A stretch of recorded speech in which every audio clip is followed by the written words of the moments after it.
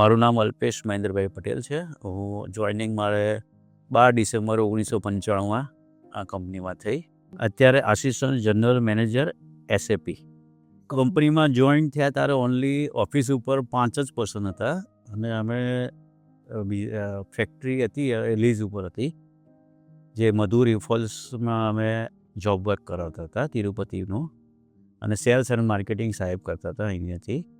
અને બધું ત્યાં જોબ વર્ક થઈને માલ ડિસ્પેચ થતો હતો અને ઓફિસમાં અમે 5 જણ હતા અને એ બધું ત્યાંથી સોદા બુકિંગ થાય, કે કોન્ટ્રાક્ટ હોય આમાં બુકિંગ થાય તો ડિસ્પેચ થાય પ્રોપર, એ બધું પ્રોપર થતું હતું.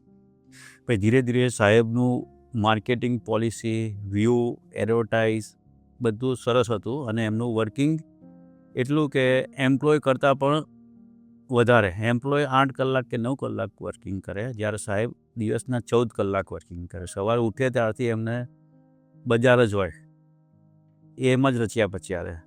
ને રાત્રે સૂએ પહેલાં ફેક્ટરી ઉપરનો બધો રિપોર્ટ લઈ લે, કે કેટલું ડિસ્પેચ પ્લાનિંગ આગલા દિવસનું શું છે, ક્યાં અટક્યું, કંઈ પણ અટક્યું, એ બધું આખું એમને શું છે પહેલેથી નોલેજ હતું. કે એમણે પહેલાં આ ફેક્ટરી ઊભી કરી એ પહેલાં મારુતિ રિફાઇન્ડ્સ એમના બનેવીની કંપની હતી, ત્યાં વર્કિંગ નાનાથી લઈને મોટે સુધી એમણે કરેલું હતું, જેથી બધું નોલેજ હતું એમને, જેથી આ કંપની ઊભી કરવામાં એકદમ ઇઝી અને સરળ રહ્યું એમને.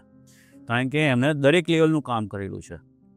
ફેક્ટરીમાં મેન્ટેનન્સમાં પણ કંઈ પણ પ્રોબ્લેમ આવે તો એમને ખબર હોય, પ્રોડક્શનમાં પણ પ્રોબ્લેમ આવે ખબર હોય, સેલ્સ અને માર્કેટિંગમાં તો બહુ મહારથી હતા એ. સેલ્સ અને માર્કેટિંગમાં એમના જોડે કોઈ ના પહોંચે.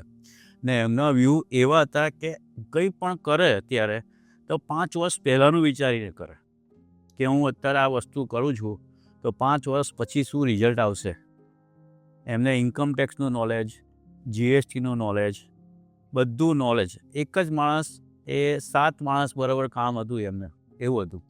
પણ એમની જોડે જે નોલેજ હતું, પ્રોડક્શનથી માંડી મેન્ટેનન્સ, માર્કેટિંગ છે, sales, purchase, income tax, GST, દરેક જગ્યાએ બહુ સારું નોલેજ હતું, જેથી એમને તરત જ ડિસિઝન, એમનું ડિસિઝન તરત જ લેવાનું હોય એમને.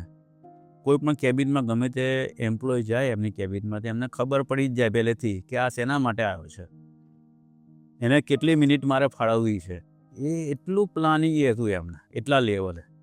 એટલે બહુ સારું કામ હતું અને બહુ સારું. અને દરેક લોઅર માણસથી અપર સુધીના દરેકને રિસ્પેક્ટથી બોલાવે, જેથી તમે અહીંયા જોશો ને તો માણસ બધા જૂના છે વધારે.